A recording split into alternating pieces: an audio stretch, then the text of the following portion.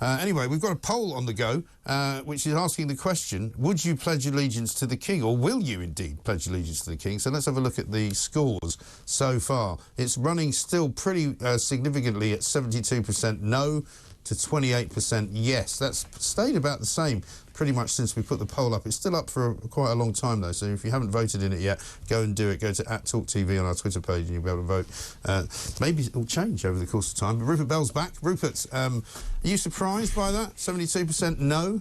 I think a bit. That split, so 28 to 72%. But just to sort of explain what this Pledge of Allegiance is, because actually, when you look at the order of the service, and when they printed this thing out, yes, the thing is, it says the Archbishop will invite those who wish yes. To pledge allegiance, because he will then offer a homage to the people, as it says. I call upon us of all good. It goes on for a bit, yeah. And then the reply is, if you so wish, in the congregation, yeah. And wherever you're watching, the reply, I swear that I will pay true allegiance to your Majesty and to your heirs and successors according to the law, so help me God. Does that include Harry? Does that include Harry?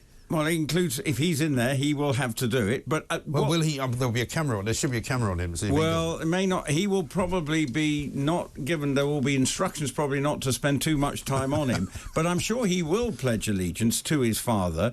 But the point is, you don't. It's not saying asking people. No, it's inviting people. I see that. So it's not some Orwellian and North Korean sort of approach to it, as some. Well, if you're in the Abbey, right?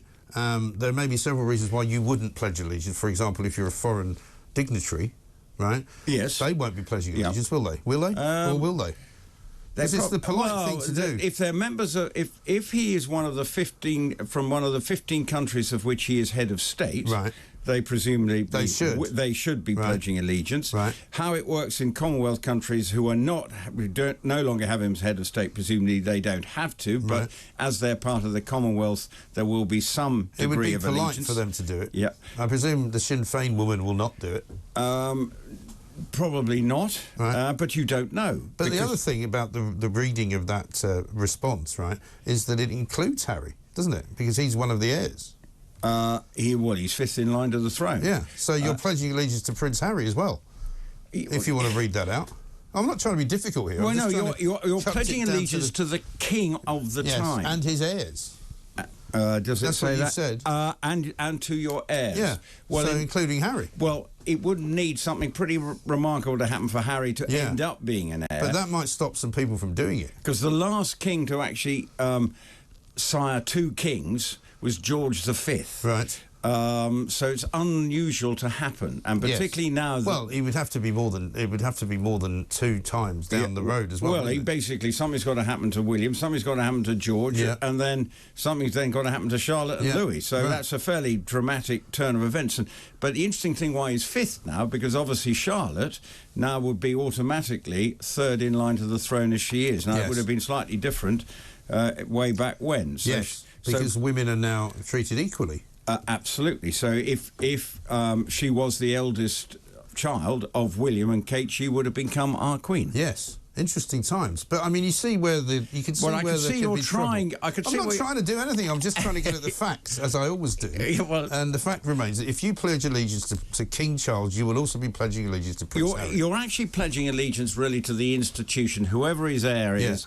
And that's what you're pledging to, because ever since time 1066 and all that, we've pledged allegiance to the king of the time. Now, some of them have been more popular than others, and obviously, to some people, got a view about the king, as your last texter had there.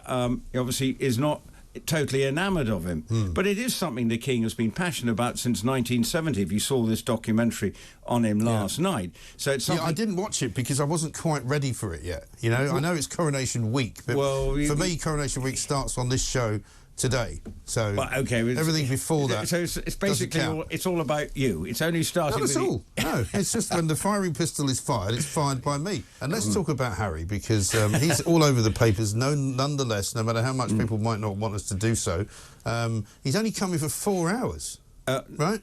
Well, no, he's coming in.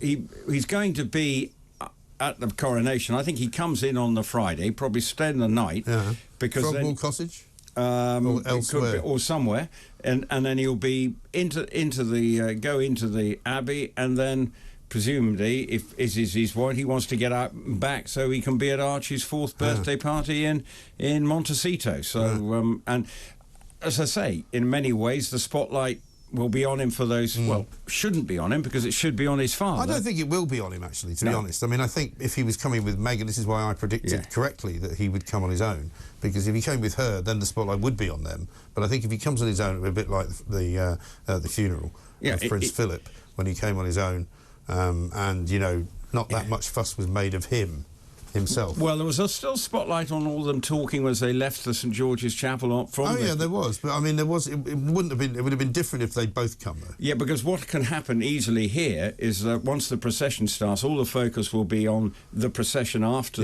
the service, while the congregation one will get out. He will probably go as quick as possible to however he's flying back to Montecito.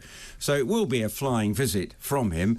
Of course, but the Markles have been in the news again because of the documentary spotlighting other members of Meghan's family. And so, again, they are creating yet more stories within the framework of the coronation. How unusual, but